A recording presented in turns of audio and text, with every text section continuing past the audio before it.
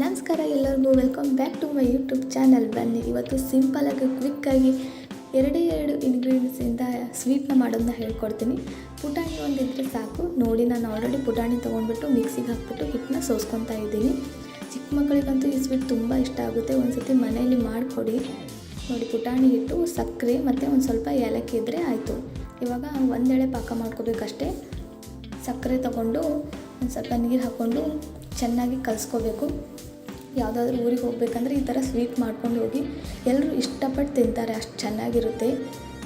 Time ಕೂಡ ಜಾಸ್ತಿ ತೊಗೊಳ್ಳೋದಿಲ್ಲ ಇದು.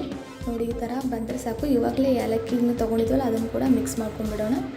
ಚೆನ್ನಾಗಿ ಕಲಿಸ್ಕೊಂಡು ಇವಾಗ ಹಿಟ್ಟು ಸೋಸ್ಕೊಂಡಿದ್ದೀವಲ್ಲ ಅದನ್ನ ಸ್ವಲ್ಪನೇ ಹಾಕ್ಕೊಂಡು ತಿರುಗಿಸ್ಕೋಬೇಕು, ಗಂಟು ಆಗದೆ ಇರೋ ಹಾಗೆ. ನೋಡಿ, ಈ ಥರ ತಿರ್ಸ್ಕೊಂಡು ಆಲ್ರೆಡಿ ನಾನು ಒಂದು ಪ್ಲೇಟ್ಗೆ ತುಪ್ಪ ಸವರಿ ಇಟ್ಕೊಂಡಿದ್ದೆ. ಅದ್ರ ಮೇಲೆ ಇದನ್ನ ಹಾಕಿಬಿಟ್ಟು ಕಟ್ ಮಾಡ್ಕೋಬೇಕು. ನಿಮ್ಗೆ ಯಾವ ಶೇಪ್ ಬೇಕೋ ಆ ಶೇಪ್ ಕಟ್ ಮಾಡಿಕೊಂಡ್ರೆ ಆಯಿತು. ಜಾಸ್ತಿ ಇಡಬೇಡಿ, ಮತ್ತು ಅದು ತಳ ಹಿಡಿಯುತ್ತೆ. ಈ ಥರ ಹಾಕ್ಕೊಂಡು ಒಂದು ಸ್ವಲ್ಪ ಕೊಬ್ಬರಿ ಇದ್ದರೆ ಮೇಲ್ಗಡೆ ಹಾಕ್ಕೊಳ್ಳಿ, ಚೆನ್ನಾಗಿ ಕಾಣುತ್ತೆ.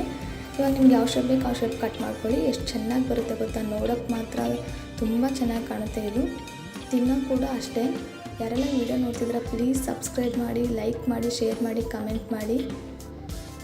ಮತ್ತು ಯಾವುದಾದ್ರೂ ಸ್ವೀಟ್ ಬೇಕಂದರೆ ಕಮೆಂಟಲ್ಲಿ ಹೇಳಿ, ತೋರಿಸ್ತೀನಿ. ನೋಡಿ ಯಾವ ಥರ ಬಂದಿದೆ ಅಂತ ಹೇಳಿಬಿಟ್ಟು. Thank you so much. ಮತ್ತು ನೆಕ್ಸ್ಟ್ ವೀಡಿಯೋದಲ್ಲಿ ಸಿಗೋಣ. ಟೇಕ್ ಕೇರ್, ಬಾಯ್ ಬಾಯ್.